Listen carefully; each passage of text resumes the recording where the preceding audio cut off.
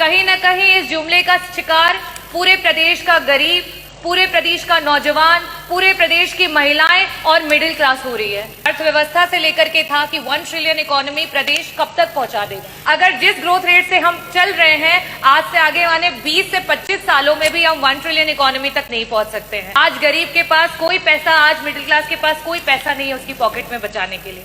वही अगर मैं बात करूं महिलाओं की, तो नियमित वेतन भोगी जो हमारी महिलाएं 22% थी, आज कहीं ना कहीं वो 22% से गिर के 16% पे आ चुकी हैं। हम 1 ट्रिलियन इकोनॉमी की अर्थव्यवस्था की बात कर रहे हैं, लेकिन हमारी 6 करोड़ की आबादी प्रति वर्ष गरीबी रेखा के नीचे चलती चली जा रही है।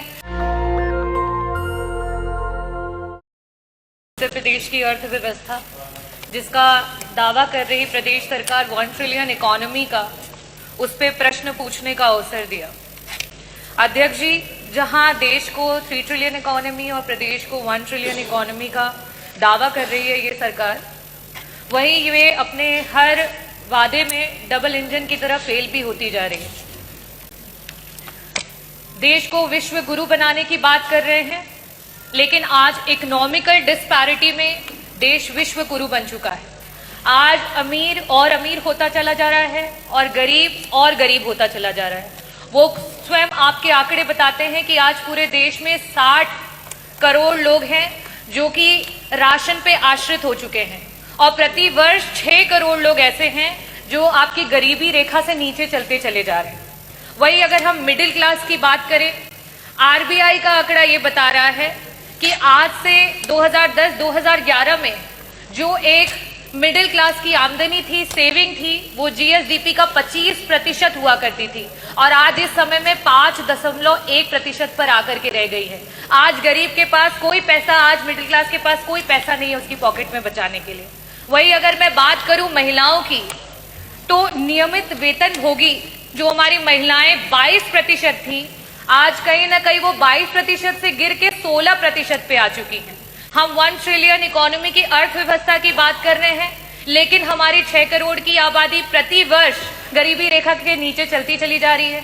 हमारी महिलाओं की नौकरियां जाती चली जा रही है, हमारे मिडिल क्लास का पैसा जाता चला जा रहा है। कहीं ना कहीं इस जुमले का शिकार पूरे प्रदेश का गरीब, पूरे प्रदेश का नौजवान, पूरे प्रदेश की महिलाएं और मिडिल क्लास हो रही है। मेरा प्रश्न जो था वो अर्थव्यवस्था से लेकर के था कि 1 ट्रिलियन इकोनॉमी प्रदेश कब तक पहुंचा देगा, और साथ ही साथ मेरा प्रश्न था कि वो कौन कौन से विभाग हैं जो सबसे ज्यादा और सबसे कम कंट्रीब्यूट कर रहे हैं, और उनको किस तरीके से उनके कंट्रीब्यूशन को बढ़ाया जाएगा। मंत्री जी, जो जवाब आया है उसमें विभिन्न प्रमुख सचिव जो इसके लिए रिस्पॉन्सिबल हैं उन विभागों के नाम आए हैं, लेकिन किसका कितना % कंट्रीब्यूशन है, क्यों कम है, कैसे ज्यादा होगा, उसकी कोई भी इसमें वर्णन नहीं दिया गया है। मंत्री जी, जो डेटाज अवेलेबल हैं आपके और गवर्नमेंट के, उसके अनुसार एग्रीकल्चर डिपार्टमेंट, इंडस्ट्रियल डिपार्टमेंट और एम्प्लॉयमेंट, ये तीनों मिलकर के ही हमारी अर्थव्यवस्था को सुधार कर सकता है। और आज स्थिति ये है कि अगर हम पिछले वर्ष से अभी के ग्रोथ रेट की बात करें, अगर जिस ग्रोथ रेट से हम चल रहे हैं, आज से आगे आने 20 से 25 सालों में भी हम 1 ट्रिलियन इकोनॉमी तक नहीं पहुंच सकते हैं। हमें 20% ग्रोथ रेट की आवश्यकता है, और यहाँ हमारा ग्रोथ रेट 10% मीन अगर हम देखें तो सिर्फ वहां तक पहुंच पाया। मेरा आपसे प्रश्न ये है कि ये 1 ट्रिलियन इकोनॉमी के जुमले में जो हमारे गरीबी रेखा के नीचे जा रहे लोग हैं, उनको वापस से ऊपर उठाने के लिए सरकार की कोई नीति आने वाली है? जो हमारी मिडिल क्लास है, जिसकी 25% जीएसडीपी तक की सेविंग्स हुआ करती थी, आज 5% हो गई है, उस मिडिल क्लास की पॉकेट से वापस भरने के लिए क्या सरकार की कोई नीति आने वाली है? जो हमारी महिलाएं 22% तक थी, उन्हें बढ़ा करके आगे लेकर के जाना चाहिए, आज 16% पे आ चुकी हैं। उन महिलाओं को वापस से नौकरी पे लाने के लिए सरकार की कोई योजना है?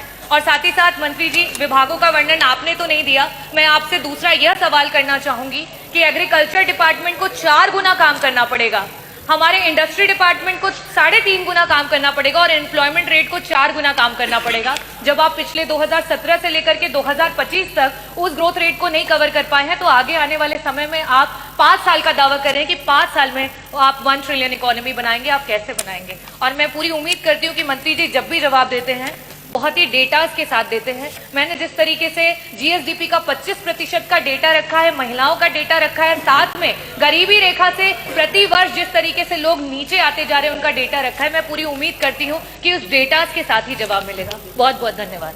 नेशनल दस्तक की आपसे गुजारिश है कि अगर इसको बचाना चाहते हैं तो नेशनल दस्तक को सब्सक्राइब करने के लिए रेड कलर के सब्सक्राइब बटन को दबाएं, फिर बेल आइकन की घंटी दबाएं। नेशनल दस्तक को बचाने के लिए बहुत जरूरी है कि हर खबर को शेयर करें, लाइक करें, कमेंट जरूर करें।